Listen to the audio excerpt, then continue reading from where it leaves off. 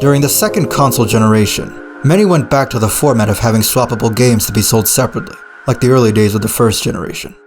Epoch followed suit, allowing for a greater variety of games to be made for the same platform, being their second-gen console, the CassetteVision. They'd release Monster Mansion in 1982, where young Taro attempts to rescue one being held in a monster-filled mansion. You'll need a crucifix to take out grunt monsters who will run when they realize you're armed, like Ghosts and Pac-Man. That being said, this game is overall an example of the Donkey Kong-like genre sweeping through. 2 years later, Elevator Panic would essentially be a sequel to Monster Mansion, but with elevators. You might think their visuals less detailed than what was achieved with Monster Panic, but to go the opposite direction. At the same time Sega was approaching this kind of fast-paced, side-scrolling monster game in an arcade cabinet, Monster Bash has its hero's focus being not on the rescuing part of Donkey Kong, but the defeating the antagonist part. As in this game, there are 3 iconic monsters to challenge. Count Dracula's bat-infested house, Frankenstein's castle that you'll find not only has his monster freely lurking about for you to hunt, but the place is infested with wolfmen. And of course there's the Chameleon Man's bug-rich graveyard that's top-down to shake things up.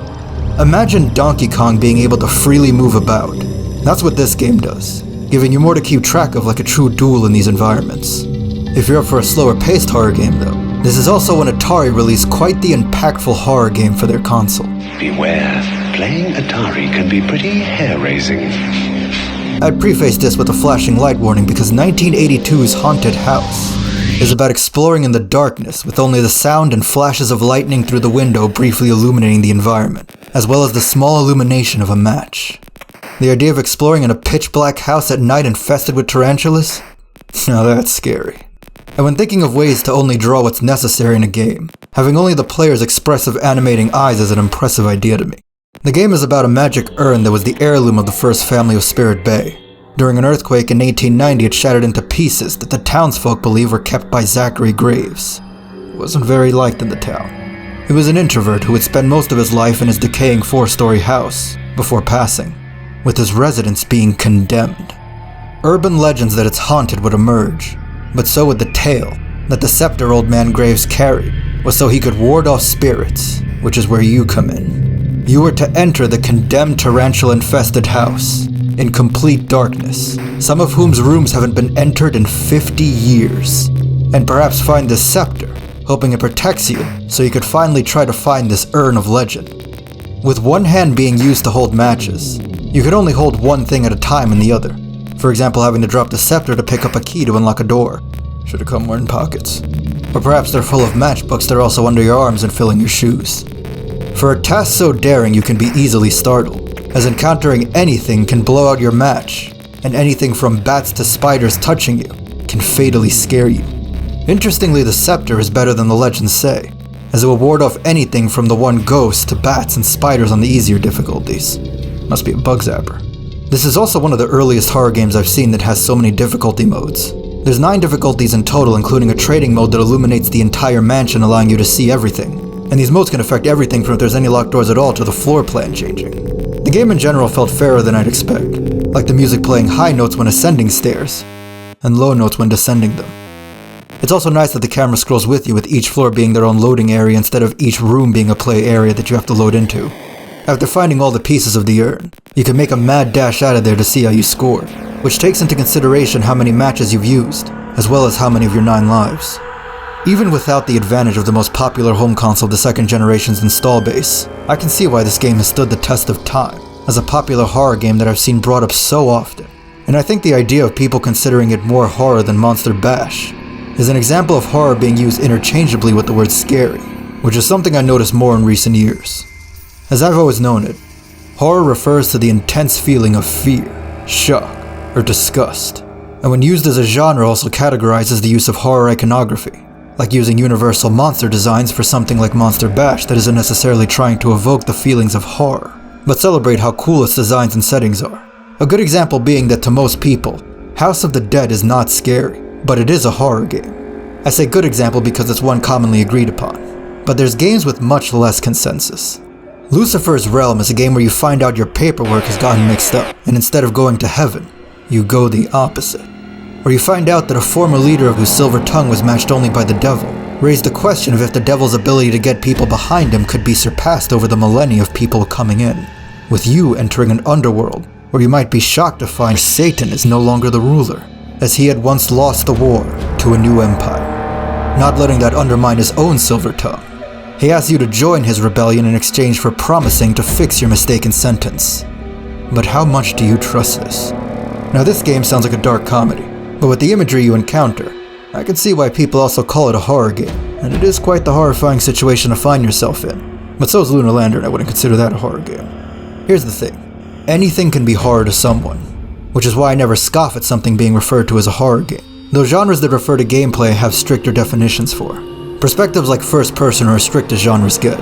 On the opposite end, the term action horror is almost meaningless, as everyone has their own arbitrary line of when a game has too much combat. Action really only means real time when it comes to video games, and anything from Dead Ops Arcade to the original Alone in the Dark fit this. Now survival horror is a subgenre of horror that almost lost having any definition in the 2010s, after being used interchangeably by so many to just mean horror games overall. Slender the Arrival called itself a survival horror game, and I don't know about you, but I wouldn't call it the same subgenre of horror as Dino Crisis.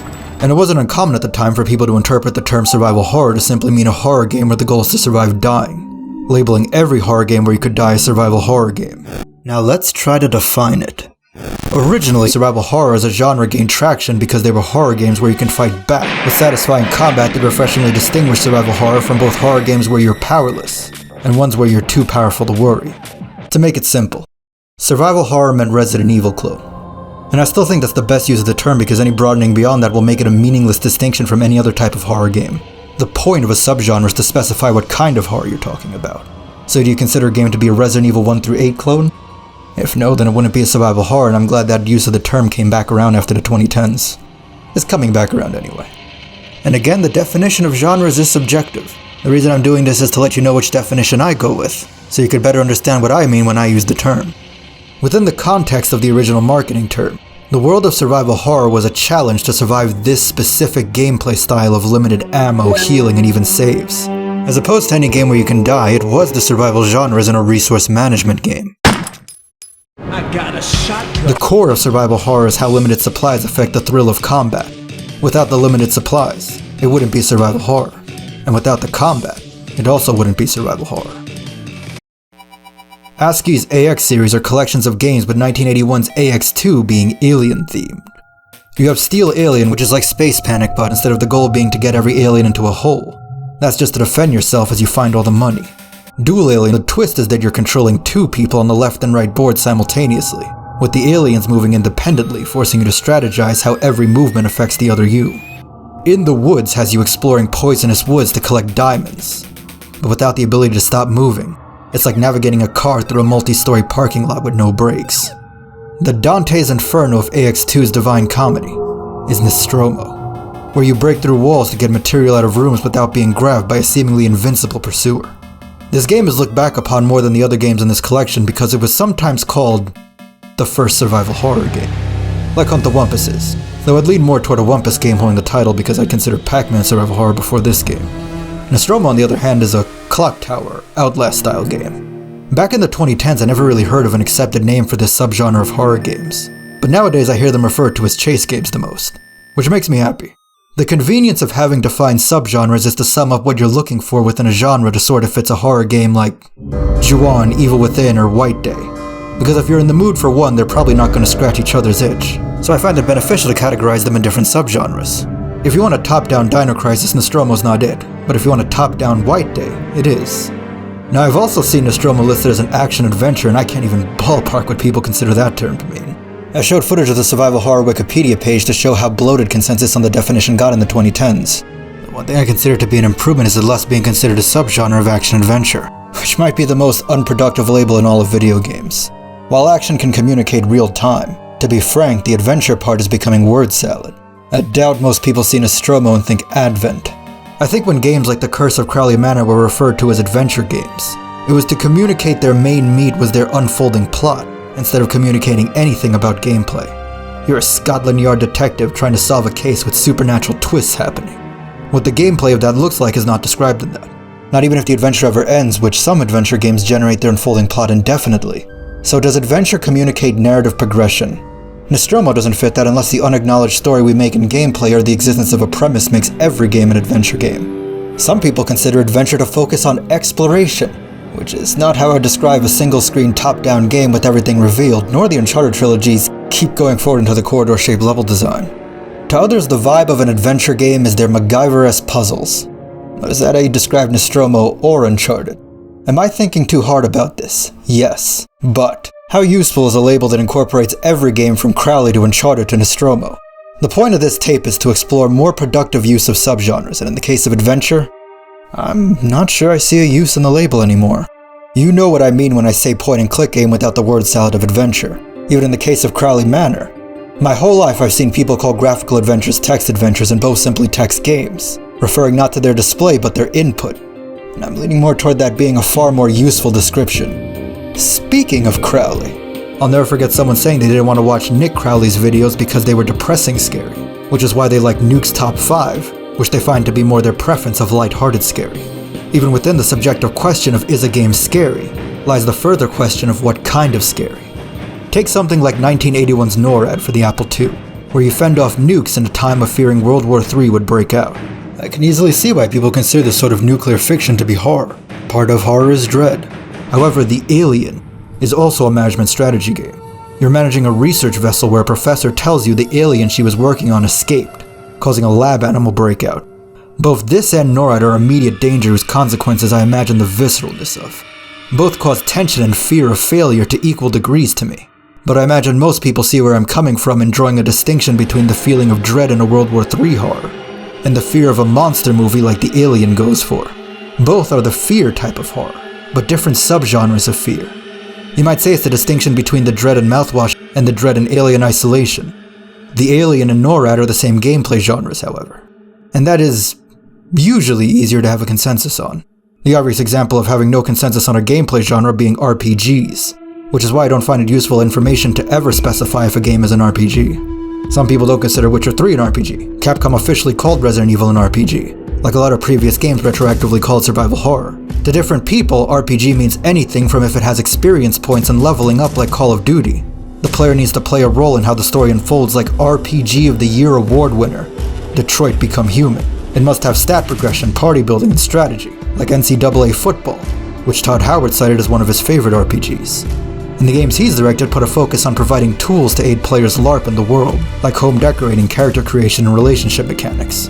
Maybe you are so strict that a game needs all of the above to count as an RPG, like the long-run JRPG series, SmackDown vs. Raw. I've seen a surprising many use the term RPG to solely mean having turn-based combat, which I guess means pure chess is an RPG to them, while Morrowind is not. Buddy, those are action adventures. My takeaway is that genres may be subjective, but some genres have enough consensus to mean the same thing to most people, and that consensus can be regained if at points it may have begun to fade. Even when there is a lack of consensus, part of conversation is asking someone what they meant. I'm Oktaro.